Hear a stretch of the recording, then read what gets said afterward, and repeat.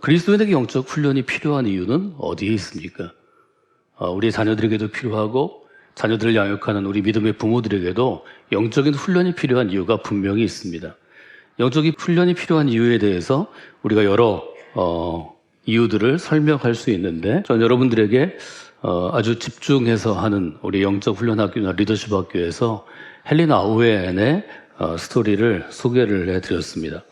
헬린 아우엔은 한 사람이 믿음의 영성을 훈련하는 일에 대해서 이런 이야기로 설명을 합니다. 어떤 조각가가 있었는데, 조각가가 큰 대리석 덩이를 놓고 망치를 사용하고 정을 사용해서 열심히 조각하고 있었습니다. 어떤 소년이 이 모습을 지켜보았습니다. 이 소년에게 보이는 것은 큰 돌덩이와 돌덩이에서 떨어져 나가는 조그만 돌 조각밖에 없었습니다. 시간이 지나서 몇 주가 지난 다음에 이 소년이 조각가의 작업실을 찾아왔을 때 아주 놀라운 일이 일어났습니다. 큰 돌덩이, 대리석 덩이가 있던 곳에 아주 크고 힘세고 살아있는 것 같은 사자가 앉아 있었습니다. 소년은 흥분했습니다. 흥분해서 조각가에게 달려가서 이렇게 말합니다. 선생님 제게 말해주세요.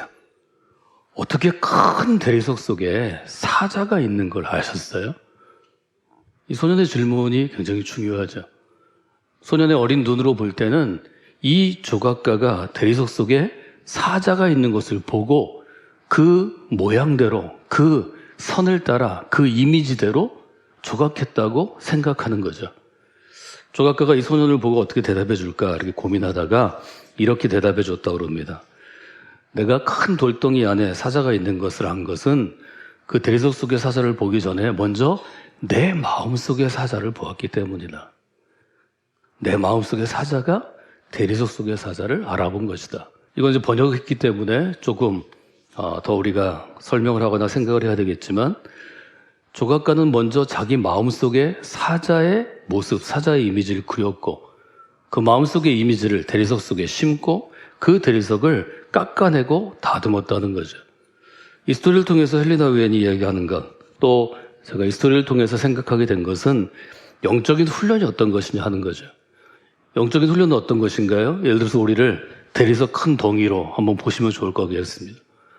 여러분들이 미켈란젤로가 아주 버려진 대리석 덩어리를 놓고 그 안에서 데이비드상, 다윗상을 만든 것처럼 영적 훈련은 하나님께서 우리의 마음속에, 마음의 큰 들덩이라고 생각하면 마음속에 새겨주신 하나님의 형상을 보게 되는 것이고, 그 형상을 따라서 조각가이신 하나님 혹은 하나님이 선택하신 우리의 삶을 조각하는 영성을 지도하는 영적 지도자에 따라서 깎아내고 다듬어 가는 것입니다. 말하자면 영성을 개발한다는 것은 우리의 삶 가운데 원래 우리 가운데 새겨져 있던 내면의 사자가 드러날 때까지 불필요한 것들은 깎아내는 것이고 불필요한 것들을 다듬어 나가는 것입니다. 우리 모두는 이 과정 가운데 있습니다. 여러분, 단단한 대리석을 다듬는다고 생각하시면 이 단단한 대리석을 다듬는 것은 쉬운 일이 아닐 것입니다. 또 짧은 시간 내에 할 수 있는 것도 아닐 것입니다. 또 솜씨가 좋은 아주 예술가로서 탁월한 능력과 재능과 또 사명감을 가진 조각가를 만나야 되는 일입니다. 이것이 하나님께서 우리가 하나님의 선택을 받았을 때, 우리가 하나님의 부르심을 받았을 때 우리 가운데 일어나는 일입니다. 하나님께서 여러분을 깎아내시고 다듬어내시고 여러분을 이 땅 가운데 생명을 주실 때, 여러분을 창조하실 때 그려 넣으신 그 내면의 사자가 드러나도록 여러분을 이끌어 주시기를 주님의 이름으로 축원해 드립니다. 히브리서는 아주 분명하게 훈련에 대해서 우리에게 이렇게 교훈합니다. 육신의 부모는 잠시 동안 자기들의 생각대로 우리를 훈련하였지만 영들의 아버지께서는 우리를 당신의 거룩하심에 참여하게 하시려고 우리에게 유익이 되도록 훈련하십니다. 이 땅의 모든 부모는 자녀들을 훈련합니다. 그런데 어떻게 훈련하냐면 내가 보기에 좋은 것으로, 즉 내 생각대로 훈련합니다. 내 방식대로 훈련합니다. 하나님의 길이 아니라 나의 길대로 훈련합니다. 우리가 믿음의 부모들이 보통의 부모들과 다른 것은 사랑의 차이라기보다는 사명감 혹은 부모로서의 의무감의 차이라기보다는 방식의 차이입니다. 육신의 부모들은 내 방식대로, 나의 뜻대로, 나의 길을 따라 자녀들을 훈련하기를 원하지만 그리스도인 부모가 된다는 것은 하나님의 길을 따라 훈련하는 것을 우리가 배우고 실천해 보는 것입니다. 이것이 매우 중요합니다. 그래서 여러분들이 이 여름에 나의 길, 나의 생각, 나의 방식대로가 아니라 하나님의 길대로 또 하나님의 뜻하심대로 하나님의 방식을 따라서 자녀들을 훈련하는 그러한 연습도 여러분들이 해보시면 좋을 것 같습니다. 우리가 흔히 신앙생활을 한다고 표현하는데요. 신앙생활을 한다는 것은 하나님의 인도함을 받고 그 인도함의 일종의 순종하는 일입니다. 그래서 우리는 신앙생활을 하는 것을 다른 표현으로 하면 영적인 훈련이다, 이렇게 이야기를 할 수 있습니다. 근데 훈련이라는 말을 쓸 때 우리가 생각해야 되는 것, 히브리서뿐만 아니라 디모데 전서를 통해서 바울이 초기에 디모데와 같은 믿음의 제자들을 훈련할 때 그때 왜 훈련이란 말을 자주 썼는가 하는 것을 생각해 보면 훈련은 시간을 필요로 합니다. 훈련은 1시간에 되는 게 아닙니다.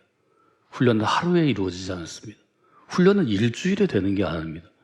적어도 어떤 훈련을 하면 적어도 3달, 6달, 1년, 2년, 3년 꾸준히 훈련을 받아야 실력이 향상됩니다. 이것은 우리가 갖고 있는 시대가 갖고 있는 특징과는 좀 다른 점이라고 봐야 할 것 같습니다. 한국 사회, 특별히 21세기에 빠른 속도로 변화하는 이 세상, 또 한국 사회를 볼 때 우리가 좀 생각해 봐야 될 점은 우리가 즉시 만족을 얻고자 하는 마음이 너무 크다는 것입니다. 영적인 관점에서 요즘에 우리들, 특별히 한국 사회에 살아가는 지금 2025년을 살아가는 우리들을 이렇게 정의해 볼 수 있겠습니다. 지금 곧바로 만족을 누리기를 원하는 사람들. 이것이 우리의 모습이 아닐까요? 곧바로 만족을 누리기를 원합니다. 여러분, 신앙에도 우리에게 이런 조급증이 있는 것 같습니다.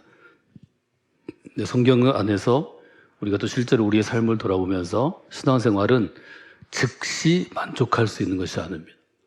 신앙생활은 여러분이 생각한 것보다 훨씬 더 긴 시간이 필요합니다. 즉시가 아니라 오랜 시간이 필요합니다. 시대의 특징으로 우리가 보자면 우리 시대의 특징은 즉시 만족하라이고 신앙의 특징은 오랜 시간 지속적으로 계속하라는 것입니다. 저희 성서적의 표어를 여러분이 기억하시죠? 쉬지 않고 계속해서 끝까지. 신앙생활은 이렇게 해야 된다는 거죠. 즉시 만족하는 것이 아니라 오랜 시간 계속하는 것에 주어지는 하나님의 선물, 일종의 시간의 선물이 있습니다. 그것은 깊이입니다. 한 가지 일을 오랜 시간 마음과 뜻과 정성을 다해 몰입해서 그 일을 하면 깊이가 있어집니다. 요리를 해도 깊이가 있어지고요. 말을 해도 깊이가 있어지고 어떤 직업, 어떤 기술을 갖고 해도 기술의 깊이가 있습니다. 신앙도 마찬가지입니다. 우리가 추구해야 될 것은 영적으로, 신앙적으로 깊이 있는 인생이 아닌지를 여러분이 한번 돌아보시는 또 그런 6월과 7월을 보내시면 좋을 것 같습니다. 우리가 이렇게 질문할 수 있습니다. 왜 그리스도인은 깊이 있는 삶을 살아야 하는가? 저는 여러분과 함께하는 교회 안에서 헌신되기를 원하고 훈련받기를 원하는 분들과 하는 영성훈련에 대한 프로그램 영성훈련학교에서 여러 사람의 책을 읽고 또 견해를 소개해드렸습니다. 주한 울만이라는 분은 이런 글을 남겼습니다. 당신은 깊이 있는 삶을 살아야 합니다. 왜 깊이 있는 삶을 살아야 되나요? 이분은 이렇게 대답합니다.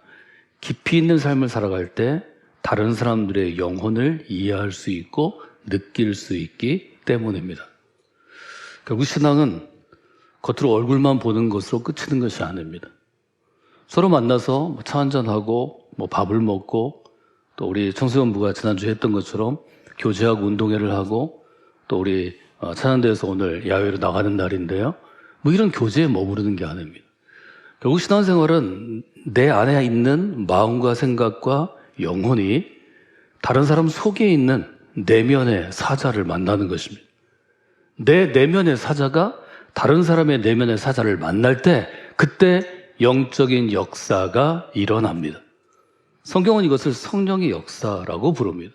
신앙생활은 보다 더 깊은 영혼의 세계를 탐구하는 것이고 우리가 이런 목적을 가지고 이런 자세로 살아갈 때 다른 사람들의 외면이 아니라 그의 속사람, 그의 내면과 마음과 영혼이 느끼고 생각하고 고통받고 어려워하는 것들을 보게 됩니다. 즉 영적인 갈증을 우리가 볼 수 있게 됩니다. 누군가의 내면의 영적인 갈증을 볼 때, 그 영적인 갈증이 느껴질 때, 그때서야 비로소 영적인 갈증을 해결하는 믿음의 역사가 일어납니다. 성경은 우리에게 분명하게 이해합니다. 예수님은 살아있는 아주 깨끗한 그러한 생수와 같은 생명의 물이 되어 주십니다. 생수가 솟아나는 것입니다. 생수는 에스겔서에서 보듯이 아니면 복음서에 요한복음에서 보듯이 이것은 생명을 살리는 하나님의 역사, 하나님의 기적의 상징이기도 합니다. 이것이 바로 우리가 깊이 있는 그리스도인이 되기 위하여 노력해야 하는 이유입니다. 우리의 겉모습만으로는 우리가 그저 신앙생활에 흉내를 내는 것만으로는 영적인 갈증을 해소할 수 없습니다. 여러분, 영적인 갈증은 15분에 해결되는 것이 아닙니다. 30초에 해결되는 것이 아닙니다. 15일에 해결되는 것이 아닙니다. 15년이 지나도 영적인 갈증은 해소되지 않을 수 있습니다. 여러분의 삶 가운데 내가 더 왜 깊이 있는 그리스도인이 되기 위해서 노력해야 하는가에 대해서 나 개인적인 어떤 목표나 혹은 우리 가족과 같은 좁은 단계 혈연의 틀 가운데 있는 목표가 아니라 좀 더 큰 단계로 하나님의 나라에서 쓰임받는 나의 삶을 그려보며 여러분이 영적으로 깊이 있는 그리스도인이 되는 것에 도전받는 계기들이 성악교회 믿음의 공동체 안에서 여러분이 있기를 원합니다. 사실은 매주 있기를 원합니다. 여러분이 영적인 깊이가 있는 그리스도인으로 성장하면 하나님께서 영적인 갈증을 갖고 있는 누군가를 만나게 하실 것입니다. 누군가의 그 영적인 갈증의 필요를 보게 하실 것입니다. 누군가의 영적인 외로움, 영적인 메마름, 영적인 SOS를 치는 도움의 손길을 보게 하시고 알게 하실 것입니다. 그때가 하나님이 여러분을 사용하는 시간입니다. 이처럼 깊이 있는 그리스도인이 되기 위해서 행해야 하는 필수적인 요소가 바로 영적인 훈련입니다.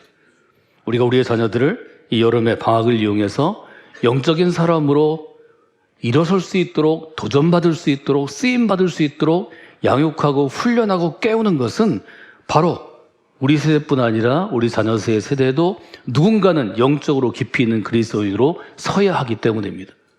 그 선 사람이 이정표가 될 것입니다. 누군가 길을 잃은 사람에게 갈림길의 이정표 역할을 하게 될 것입니다. 우리 교회의 상징처럼 등대가 될 것입니다. 어두운 밤바다에, 어두운 밤하늘에 길을 찾아가는 사람들에게 길을 찾는 좌표, 길을 찾는 참고점, 목표가 될 수 있는 등대가 될 것입니다. 그래서 바울은 디모데와 같은 믿음의 제자들에게 이렇게 권면합니다. 망령되고 허탄한 신화를 멀리해야 합니다. 물리치십시오. 경건함에 이르도록 자기를 훈련해야 합니다. 육체로 운동을 해도 건강에 유익이 있지만 경건 훈련은 삶의 모든 면에 유익합니다. 경건의 훈련은 이 세상과 장차올 세상의 생명을 약속해 주는 것입니다. 여러분에게 바울이 디모데에게 주신 디모데전서 4장 7절로 8절의 이 말씀이 신앙생활을 하는 하나의 목표점이 되기를 원하고 신앙생활을 하는 이유가 됐으면 좋겠습니다. 왜 예수를 믿습니까? 왜 그리스도인이 되셨습니까? 왜 헌신하십니까? 왜 신앙생활을 열심히 하십니까? 그것이 나의 모든 면에, 인생의 모든 면에 유익하기 때문입니다. 그것은 영원한 생명을 내게 약속해 주기 때문입니다. 여러분들이 믿음 가운데서 그렇게 고백하는 귀한 역사가 있기를 주님의 이름으로 축원해 드립니다. 저는 올해는 제가 부모의 말 한마디, 선생님의 말 한마디가 얼마나 중요하고 어떤 영향을 끼치는지를 함께 살펴보았습니다. 저는 부모의 말 한마디를 통해서 정명화, 정경화, 정명훈이라는 20세기 후반과 21세기 초반 한국을 대표하는 클래식 예술가들을 길러낸 이원숙 여사에 대해서 삶을 나누었습니다. 15, 중학교 3학년 결핵성 척추염으로 누워있는 그에게 어머니의 울부짖는 기도를 통하여 하나님이 그를 붙잡아 주셨습니다. 어머니가 기도하죠. 혈루병을 고쳐주신 하나님, 나사로를 고쳐주신 하나님, 우리 딸도 고쳐주시기를 원합니다. 그 어머니가 갖고 있는 그 간절한 기도가 그의 마음, 딸의 마음으로 움직입니다. 딸의 마음이 움직였을 때 그의 내면의 사자가 깨어나기 시작하고 하나님의 놀라운 만지심이 그에게 놀라운 감동을 주었습니다. 집회를 통해서 그는 고백하죠. 아, 난 하나님의 딸이다. 이제부터 하나님의 딸로 살아가야 되겠다. 여러분, 놀라운 결심입니다. 이 결심을 한 것이 15입니다. 우리 어린아이들, 우리 청소년들, 우리 청년들이 이 여름에 이런 놀라운 믿음의 체험이 있기를 원합니다. 믿음의 체험이 한 사람의 인생을 바꿀 뿐 아니라 그의 가정과 자녀들의 삶을 바꾸고 한 나라를 바꿀 수 있는 것입니다. 이것을 우리는 기억하게 됩니다. 바로의 명령으로부터 아이를 지킨 모세의 부모는 버려진 아이, 왕의 명령으로 죽어야 될 아이를 살려고 굉장히 어려움을 겪죠. 그러나 그 과정에도 지혜롭게 대처해서 결국 그 아이에게 아이가 아주 어린 시절 0세부터 3세까지 3천만 개의 단어를 적어도 들으면 아이가 아주 유능하게 발달할 수 있는 시절에 어머니가 직접 아이와 자주 만날 수 있는 유머러스의 삶을 살게 됩니다. 우린 그렇게 얘기하죠. 모세의 어머니가 두 가지를 확실히 얘기했다. 첫 번째, 너는 히브리인이다. 어떤 뜻인가요? 너는 하나님의 사람이라는 것입니다. 히브리인이라는 주제는 너는 하나님의 백성이라는 것입니다. 하나님의 사람이라는 것은 바꿔 얘기하면 하나님의 사랑을 받는 존재라는 것입니다. 이것은 모든 그리스도인이 들어야 될 얘기고 모든 그리스도인이 찾아야 할 이야기입니다. 영적인 훈련을 우리가 받으면 어떤 결과가 있느냐? 이 이야기를 자주 매일 듣게 됩니다. 자주 깨닫게 됩니다. 자주 생각하게 됩니다. 너는 하나님의 사람이야. 넌 하나님의 딸이야. 너는 하나님의 아들이야. 넌 하나님의 사랑을 크게 받는 존재야. 여러분, 이것만큼 우리 내면의 세계, 내면의 사자를 건강하게 만드는 것은 없습니다. 이 말씀 가운데 역사가 있고 능력이 있기 때문에 이 말씀에 반응하면 그는 아주 건강한 자아상을 갖게 됩니다. 그는 고귀한 자기 정체성을 갖게 됩니다. 그는 아주 긍정적인 자신감도 갖게 됩니다. 이것이 신앙의 유익함입니다. 여러분의 자녀에게 그런 믿음의 역사가 있기를 원합니다. 여러분에게도 그런 믿음의 역사가 있기를 원합니다. 너는 히브리인이다 라는 말은 바꿔서 얘기하면 어떤 것인가요? 너의 인생은 하나님이 인도하신다는 뜻입니다. 너의 인생의 주인은 하나님이시다. 여러분, 우리 아이들이 이 이야기를 들어야 합니다. 너의 인생은 하나님께서 인도해 주신다. 너의 인생은 하나님께서 책임져 주신다. 너의 인생은 하나님의 것이다. 하나님의 소유이다. 이것을 듣는 아이들이 건강해집니다. 이것을 듣고 그가 깨닫게 되면 그의 삶에 놀라운 역사가 있습니다. 오늘 우리가 읽은 본문, 마태복음 10장의 본문이 바로 예수님이 어떤 분이신지를 알려주는 이사야의 증언입니다. 예수님께서는 이사야를 인용하셔서 이렇게 얘기하시죠. 보라, 내가 택한 종 곧 내 마음에 기뻐하는 바 내가 사랑하는 자로다. 이 본문의 앞뒤 근간은 메시아닉 시크리트라고 하는 신학적인 용어입니다. 즉 예수님께서 메시아이심을 아직은 다른 사람에게 널리 알리지 말라는 내용입니다. 근데 이 배경은 이사야 42장에 있습니다. 하나님이 택하신 사람, 이 세상에 보내실 메시아는 어떤 사람인가? 이방에는 공의를 베풀고 자기를 드러내기를 기뻐하지 아니하고 이방 사람에게 소망이 되실 분입니다. 그래서 그 메시아를 향하여 이사야는 이렇게 기록하고 있습니다. 내가 택한 종, 곧 내 마음에 기뻐하는 바 내가 사랑하는 자로다. 세 가지 중요한 의미가 있죠. 첫째, 내가 택한 종이다. 두 번째, 내 마음에 기뻐하는 사람이다. 세 번째, 내가 사랑하는 사람이다. 이것은 예수님을 향하여 우리가 이사야를 통해서 고백하는 것이겠지만 예수님으로부터 구원을 받은 예수님의 사람이 된 우리에게도 주시는 말씀입니다. 사랑하는 여러분, 우리 아이들이 어려서부터 평생토록 특별히 자라날 때 이 세 가지를 분명히 기억해야 합니다. 하나님이 나를 택하셨습니다. 하나님이 나를 기뻐하십니다. 내가 무엇을 하든지 어디에 있든지 내가 좀 부족하고 연약해도 아니 내가 좀 뭘 잘했어도 그거에 상관없이 나를 기뻐하십니다. 하나님이 나를 사랑하십니다. 이 세 가지 확신이 있으면 어떤 인생도 흔들릴 수는 있지만 무너지지 않습니다. 이 세 가지가 있으면 어떤 인생이라도 고통받을 수 있으나 그의 삶을 포기하지 않습니다. 이 땅의 파도가, 이 땅의 바람이, 풍파가 그를 흔들 수 있으나 절대로 꺾이지 아니하는 사람입니다. 나의 사랑하는 사람, 나의 영혼이 너로 인하여 기뻐한다 라는 이 말씀이 우리 안에 감추어져 있는 내면의 사자를 형성하는 가장 중요한 요소입니다. 영적인 훈련은 이처럼 우리 내면의 사자를 발견하게 하고 드러나게 해주는 것입니다. 이런 영적인 훈련의 첫 발걸음, 시작을 어떻게 할 것인가를 여러분들이 기억하시면 좋을 것 같습니다. 저는 세 개의 의자를 놓는 것으로 시작하라고 권해드리고 싶습니다. 저희 교회에서 생하는 영적 훈련에서 저는 세 개의 의자가 중요하다고 설명해 드렸는데요.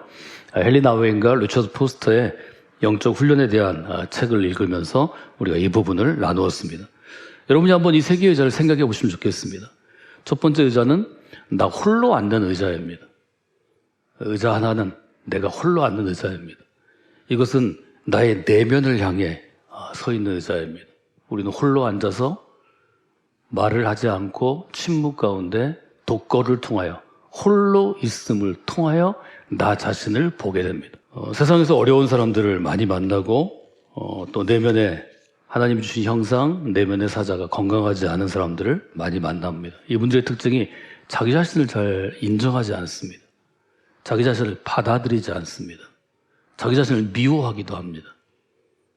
이런 분들은 첫째 의자에 앉는 시간을 더 오래 하셔야 되고 첫째 의자에 앉아서 하나님이 주시는 일종의 답을 좀 찾으셔야 합니다.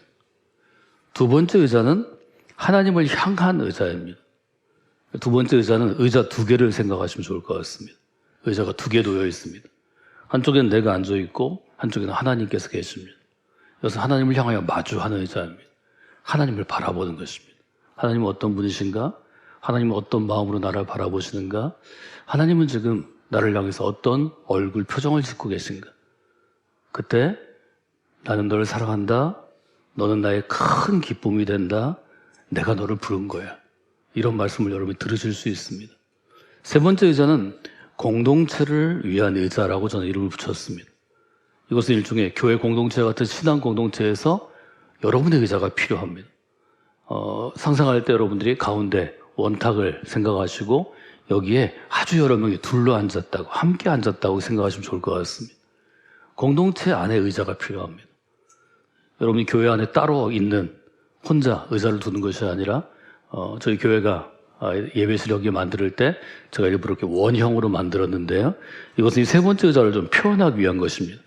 공동체를 위하여 이렇게 함께 둘러서 있는 의자가 필요합니다. 이 의자의 한 구석에 내가 앉아 있어야 합니다. 같은 신앙을 가지고 같은 고백을 가지고 같은 영적 훈련을 받으며 나아가는 동료 그리스도인들과 함께 나누는 대화를 통하여 여러분이 확인할 수 있습니다. 내가 사랑받는 사람이구나. 내가 믿음으로 이 사람들에게 기쁨을 줄 수도 있고 받을 수도 있구나. 하나님의 부르신 사람이 나 혼자가 아니라 이렇게 여럿이 많이 있구나. 이 세 개의 의자가 너무 중요합니다. 여러분이 혹시 신앙생활을 열심히 하시려고 그러는데 삶이 너무 무너져 있거나 균형을 잃었거나 지금 어떤 너무 큰 어려움에 있으면 이 세 개의 의자 중에 하나나 두 개 아니면 세 개 전체가 부서져 있을 것입니다. 여러분이 앉지 않아서 혹은 여러분이 수리하지 않아서 혹은 여러분이 사용하지 않아서 이 세 개에 다 문제가 있는 분들도 있습니다. 계속해서 이 세 개의 의자를 확인할 수 있어야 합니다.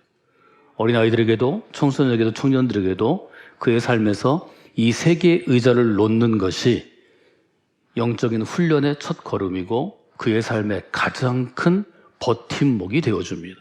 이번 주 여러분이 하실 일은 이 세 개의 의자가 나의 삶 속에, 나 개인의 삶에, 우리 가정에, 또 우리 직장과의 일에, 혹은 우리 교회 안에 잘 놓여져 있고 기능하고 있는지, 작동하고 있는지, 여러분이 사용하고 있는지를 한번 돌아보시는 그런 귀한 시간이 되시면 좋겠습니다.